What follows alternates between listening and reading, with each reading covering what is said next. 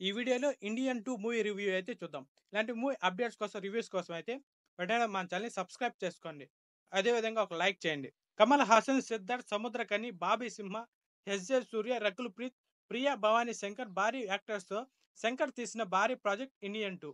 ఈ మూవీని Lyca, red giant కలిసి సంయుక్తంగా అయితే నిర్మించారు. ఈ మూవీ తమిళం, తెలుగు, హిందీ భాషల్లో జూలై 12న గ్రాండ్‌గా అయితే రిలీజ్ అయింది. ఇప్పటికే చాలా చోట్ల అయితే షోలు పడ్డాయి. కథ విషయానికొస్తే చిత్ర అరవింద్ అనే వ్యక్తి తన స్నేహితులతో కలిసి సోషల్ మీడియా వేదికగా అవినీతి, అన్యాయాన్ని అయితే ప్రశ్నిస్తూ ఉంటాడు. బార్కింగ్ డాగ్స్ అనే యూట్యూబ్ ఛానల్లో నడుపుతూ అందులో అవినీతి పరుల మీద ఫన్నీ సెటైరికల్ ఎపిసోడ్స్ నడిపిస్తూ ఉంటాడు. అరవింద్ తండ్రి అయిన వరదరాజన్ అంటే సముద్రకని అవినీతి నిరోధక శాఖలో పనిచేస్తూ ఉంటాడు.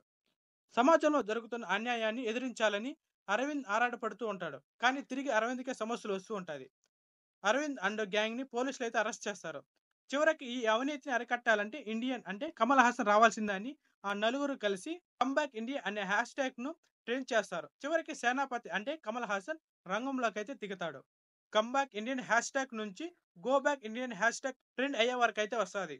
అయితే ఈ 'ఇండియన్ 2' సినిమా మాత్రం అంతగా మెప్పించలేకపోయింది. ఏమాత్రం ఎమోషనల్‌గా అయితే కనెక్ట్ చేయలేకపోయాడు శంకర్ గారు.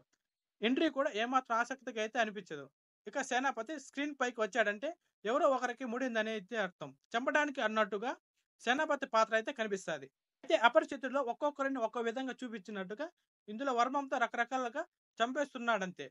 కమ్‌బ్యాక్ ఇండియన్ అనే జనాలే గో బ్యాక్ ఇండియన్ అంటారు. ఆ ఎమోషన్, ఆ లాజిక్ మాత్రం ఎవరికైతే అంతు చిక్కదని చెప్పొచ్చు.